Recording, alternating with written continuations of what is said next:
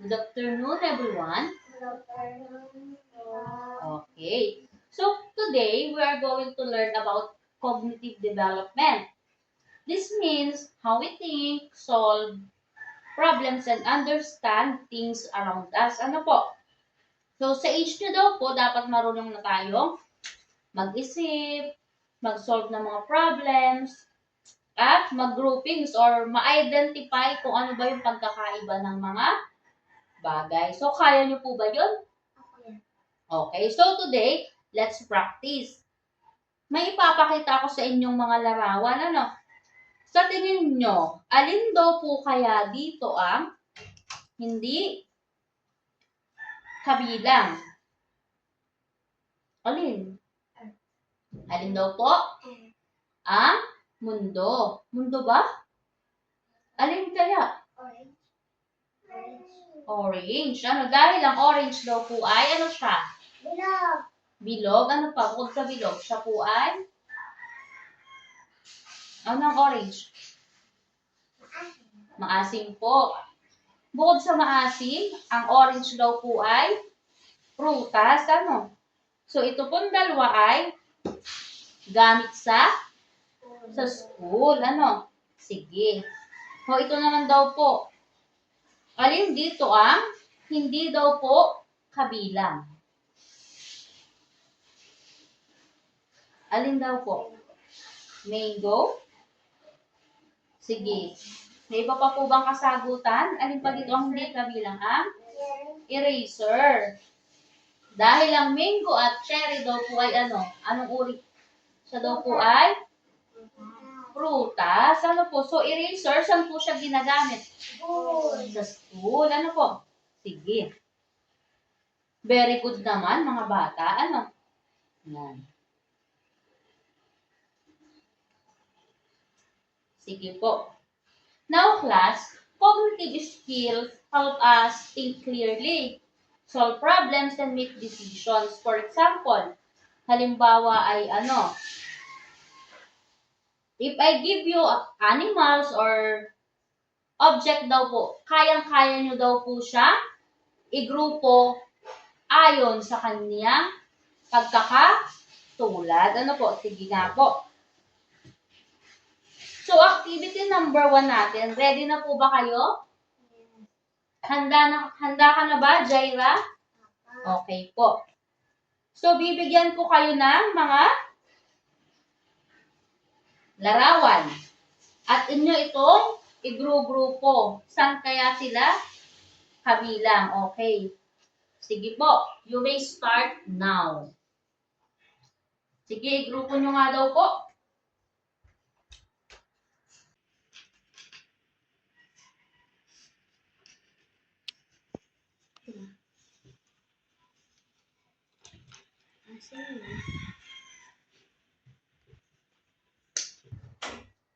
Okay, tapos na po. Tapos na po ba kayo? Okay, pa-check nga po kung tama ang mga ginawa. Sige. So, itong una yung igrinupo, siya daw po ay gamit saan? Sa school. Lahat po siya ay ginagamit sa school. So, yung ikalawa, na inyong igrinupo, ito daw po ay uri ng ano? Mga gulay. Yan, very good. Itong isa. Prutas. So, ayan. Prutas. Uri daw po siya ng mga prutas. So, very good daw po. Dahil nagamit nyo ang inyong thinking skills. Ano po? Sige po. Ready na po ba kayo sa activity number 2? Ready na? Okay. Lang po ididikit. Okay. Let's proceed to activity number 2, which is problem solving. Sabi dito, Maria she gave me to her friend and I 5 more. How many candies does he have? okay, sabi dito, si Maria daw po ay may 10 candy. Ano? So, 10 candy. She gave 3 to her friend. So minus ilan? Minus 3. Kasi binigay niya sa kanyang friend. Ano po? So, ilan ang natira? 12. 7. Ilan? 7. Kasi 10 candy binigay sa kaibigan yung 3. So, magiging ilan daw po? 7. Tapos, bumili pa daw siya ng another 5. Ano ang gagawin natin para makuha natin yung total? 7 plus o minus? Ha? Plus. Ano po? So, 7 plus 5. So, ilan na yung candy ni Maria? 12. Ilan daw po? 12. So, ayan. Meron na daw po ulit si Maria. Ilan? 12 candy. Ano po? So, yun po yung problem solving. Madali po ba o hindi? Madali. Basta iniintindi. Ano? Sige po. Let's proceed to activity number 3. Ayan. Alam niyo po ba ito? Ayan. Alam niyo ang pattern game? Sige. So, example. Magbibigay tayo ng example. Sa number 1. Ayan. A, B. Ano kasunod? C. C. D. E. F. G. H. I. Okay.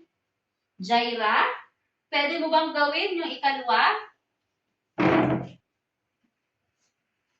Okay. Please answer po. Kasunod.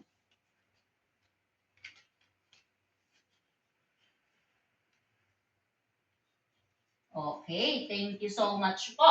Okay, Patricia?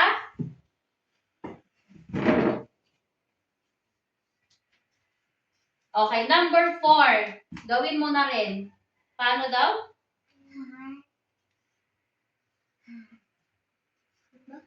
Okay.